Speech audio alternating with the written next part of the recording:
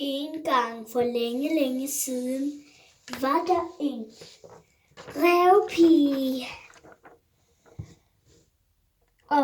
Og så lige pludselig lærte hun skulle få en baby.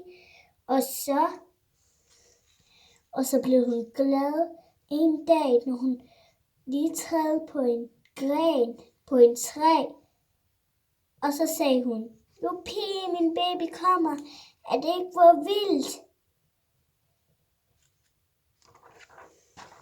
Men hun var ikke den eneste, der havde en baby. Hendes mormor, hun boede i Tyrkiet.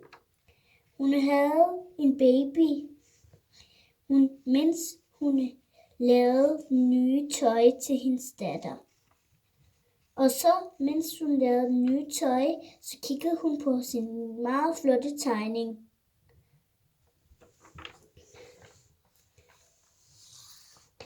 Men i rævefamilien var der ikke kun 2 af rævene. Der var også en farmor. Hun var træner, og i dag var hun ved at træne Hamus. Hamus fik meget point, fordi han havde trænet den verdens bedste fodbold.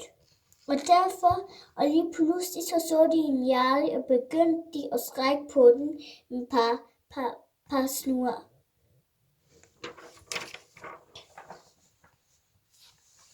Men lige pludselig, da der nogen, der var kigget i den gamle mands hus, stod der en lille mand med blå hår, og han kiggede på fodbold.